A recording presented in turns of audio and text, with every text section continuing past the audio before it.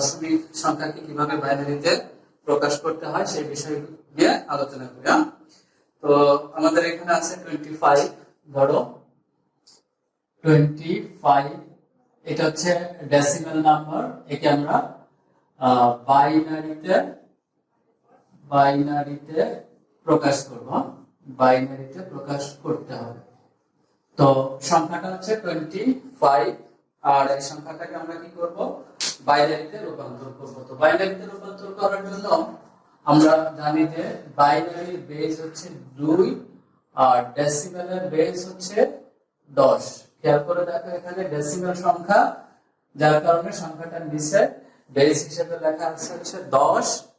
তো আমরা যখন কোনো পূর্ণ সংখ্যা বাইনারিতে প্রকাশ করতে চাইবো, ডেসিমাল সংখ্যা যেটা পূর্ণ সংখ্যায় দেওয়া থাকবে, আর ওটাকে যখন আমরা বাইনারিতে রূপান্তর করব, তখন আমাদেরকে কি করতে হবে, বাইনারির বেস দিয়ে ভাগ করতে হবে। কিভাবে, খেয়াল করে দেখো যে 25 এই সংখ্যাটাকে আমরা 2 দিয়ে ভাগ করব। অর্থাৎ এই যে বাইনারির যে বেস 2, এই বাইনারির বেস 2 দিয়ে আমরা কি করব, ভাগ করব। কিভাবে, ধরো 2 দিয়ে যদি ভাগ করি, তাহলে খেয়াল করে দেখো 2 দিয়ে 25 কে ভাগ করলে 12 দুগুণ 24 হয়। কত হয়, 12 দুগুণ 24। অর্থাৎ ভাগফল বের হয়ে গেছে 12। আর আমাদের যে ভাগশেষটা আছে, খেয়াল রাখবা ভাগশেষ কত, ভাগশেষ হচ্ছে 1। এই ভাগশেষটা আমরা এখানে একটা কি বলে মাইনাসের মতো দাগ দিয়ে আমরা ডান পাশে লিখে ফেলবো, হচ্ছে এটা। বোঝা গেছে? যদি ভাগশেষ যা পাবো সেটা আমরা কোন পাশে লিখবো, ডান পাশে লিখে ফেলবো। সেম আমরা এই সংখ্যাটাকে আবার 2 দিয়ে ভাগ করব। 2 দিয়ে ভাগ করলে এবার খেয়াল করে দেখো, 2 দিয়ে এবার যদি আমরা 12 কে ভাগ করি, তাহলে 6 দুগুণ কত হয়, 12। ভাগশেষ এবার আমাদের কত বের হয়েছে, ভাগশেষ এবার 0 বের হয়েছে। অর্থাৎ 6 দুগুণ 12, ভাগশেষ 0। অর্থাৎ ভাগশেষ 1 অথবা 0 যেটাই বের হোক না কেন, সেটাই আমরা একটা দাগ দিয়ে সেটা ডান পাশে আমরা লিখব। তো এইভাবে আমরা যতক্ষণ পর্যন্ত আমাদের এই ভাগ ফলটা 0 না হয়, ততক্ষণ পর্যন্ত আমরা ভাগটা করব। এবার 2 দিয়ে আবার যদি ভাগ করি, 3 দুগুণ 6, এবারও ভাগশেষ 0। আবার যদি 2 দিয়ে ভাগ করি, তাহলে 2 অঙ্কে অর্থাৎ 3 এর মধ্যে 2 একবার যায় এবং ভাগশেষ থাকে হচ্ছে 1। এবার দেখো 2 দিয়ে যদি আমরা এটাকে ভাগ করি, তার মানে খেয়াল করে দেখো যে 2 দিয়ে আমরা 1 কে ভাগ করলে আসলে ভাগ করা যায় না, তাহলে 0 এবং 1, অর্থাৎ ভাগফল হবে 0 আর ভাগশেষ হচ্ছে 1। ভাগফল 0, ভাগশেষ হচ্ছে কত, 1। তো আমাদের যে ভাগ করার যে প্রক্রিয়াটা, ভাগ করার কাজটা আমরা শেষ করেছি।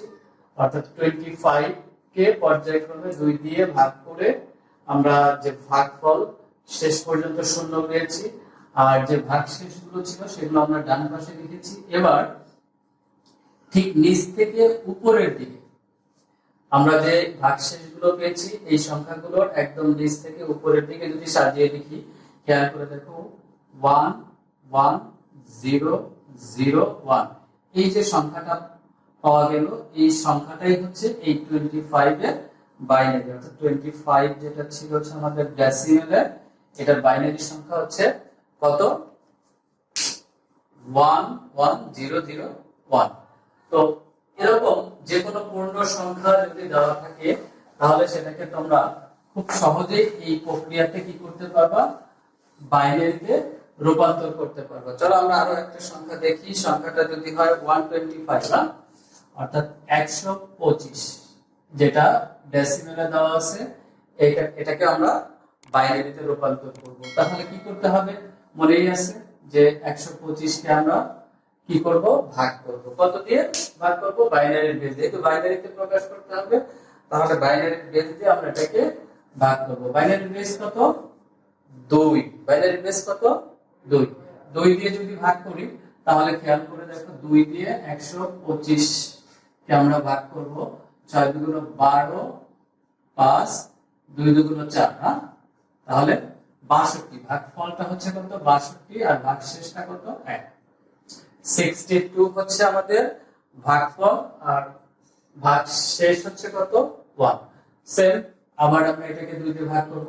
2 দিয়ে ভাগ করলে কত হয় দেখো 62 ডিভাইডেড 2, তার মানে এখানে আমরা যদি ভাগ করি 3 দুগুণ কত হয় 6, 2 31, হ্যাঁ, আর ভাগশেষ কত হয়ে যাচ্ছে 0, অর্থাৎ 31 হচ্ছে ভাগফল, ভাগশেষ কত 0। এখন আমরা যদি আবার এটাকে ভাগ করি তাহলে দেখো 15 অর্থাৎ 15, আর আমাদের ভাগশেষ কত পাচ্ছি আমরা 15 দুগুণ 30 হলে ভাগশেষ 1 হয়। আবার আমরা এটাকে 2 দিয়ে ভাগ করলে 7 দুগুণ 14, এবার ভাগশেষ 1। আবার যদি এটাকে 2 দিয়ে ভাগ করি 3 দুগুণ 6, 1।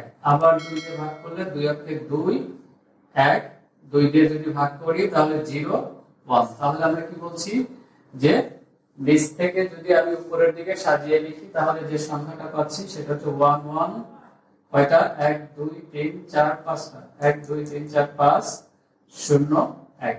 এই যে সংখ্যাটা আমরা পাইলাম এই সংখ্যাটা হচ্ছে 125, যেটা আমাদের ডেসিমালে ছিল তার বাইরে। আশা করি তোমরা এই যে পূর্ণ সংখ্যা দেওয়া থাকলে কিভাবে বাইনারিতে প্রকাশ করতে হয় বা বাইনারি বের করতে হয় এই জিনিসটা তোমরা বুঝে ফেলেছো। সেই ক্ষেত্রে এই প্রক্রিয়াটা কিসের ক্ষেত্রে, শুধুমাত্র পূর্ণ সংখ্যার ক্ষেত্রে। কিন্তু যদি তোমার এটা ভগ্নাংশ দেওয়া থাকে, হ্যাঁ, তখন তুমি আসলে কি করবা, ধরো তোমাকে একটা সংখ্যা